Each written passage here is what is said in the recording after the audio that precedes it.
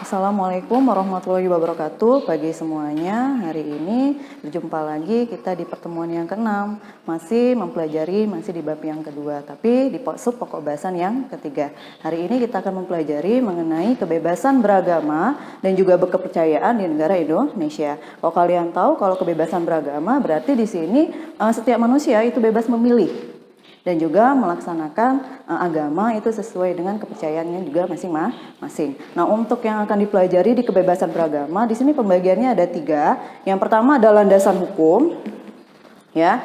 Yang kedua, ini ada hal-hal yang perlu dilakukan nanti untuk mewujudkan ketentuan yang telah tercantum di dalam landasan hukum. Yang ketiga, di sini mengenai sikap positif yang perlu dikembangkan.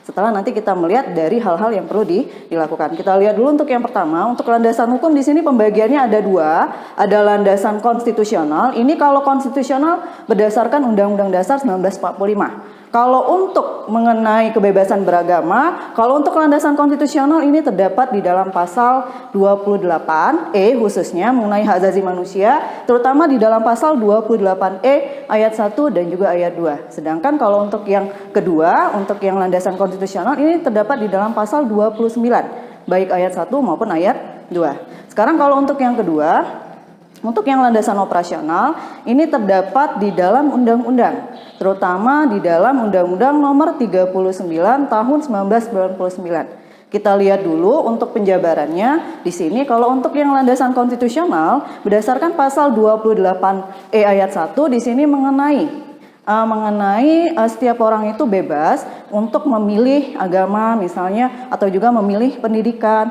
memilih pengajaran, memilih tidak diperbudak. Nah, ini termasuk di dalam pasal 28E ayat 1. Sedangkan kalau untuk yang ayat 2 di sini juga memiliki arti setiap orang itu bebas untuk memiliki kebebasan di dalam memilih agama dan juga beribadah sesuai dengan keyakinan masing-masing. Kalau untuk landasan yang kedua masih, kalau untuk yang pasal 29 di sini ada 2, ada 29 ayat 1 dan juga 29 ayat 2. Kalau untuk yang 29 ayat 1 mengenai bahwa negara Indonesia harus berdasarkan Tuhan Yang Maha Esa.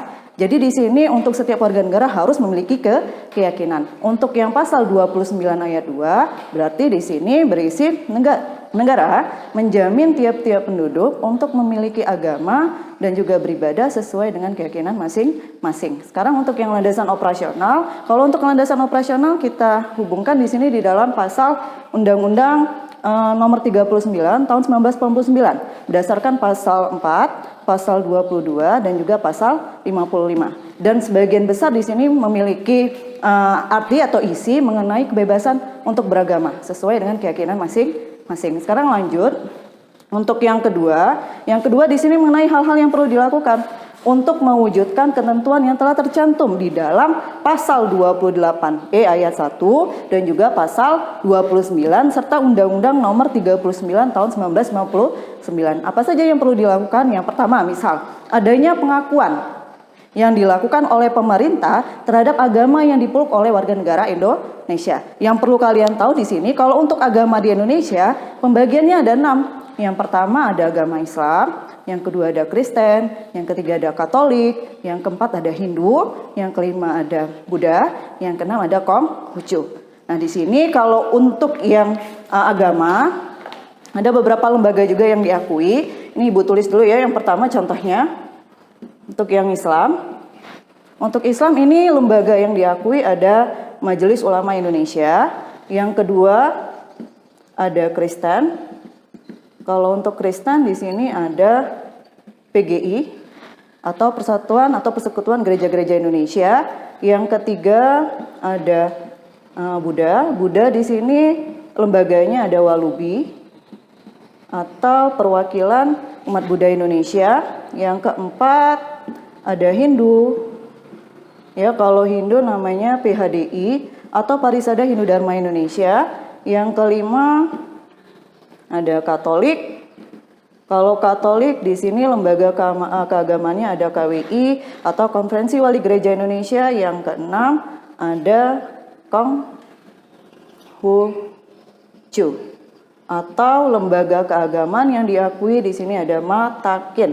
atau Majelis Tinggi Agama Konghucu Indonesia. Yang kedua, misalnya juga hal yang perlu dilakukan di sini, tiap-tiap pemeluk agama di sini harus memiliki kewajiban, hak dan juga kedudukan yang sama di dalam negara dan juga pemerintah. Dan yang ketiga, di sini hal yang perlu dilakukan juga adanya kebebasan untuk bagi setiap warga negara untuk mendapatkan perlindungan hukum ya di dalam menjalankan kegiatan peribadatan. Sekarang untuk yang ketiga, di sini yang ketiga bagaimana sikap positif yang perlu dikembangkan. Untuk sikap positif kita lihat nanti di sini berdasarkan landasan hukum yang memang telah tercantum. Yang pertama, misalnya percaya dan takwa terhadap Tuhan Yang Maha Esa sesuai nanti dengan agama dan kepercayaan yang dianut. Yang kedua, misalnya menghormati dan juga menghargai agama-agama yang memang yang telah ada di negara Indonesia. Yang ketiga, misalnya juga menghormati setiap warga negara untuk menjalankan ibadah sesuai dengan agamanya masing-masing. Yang keempat, misalnya juga bekerja sama dengan masyarakat yang berbeda keyakinan.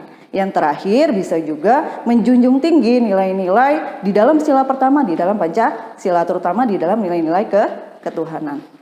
Demikianlah Ibu cukupkan untuk materi kali ini. Kalaupun ada pertanyaan nanti bisa langsung ditanyakan melalui Google Forum yang ada di Google Classroom ataupun bisa melalui grup WA. Ibu cukupkan. Wassalamualaikum warahmatullahi wabarakatuh.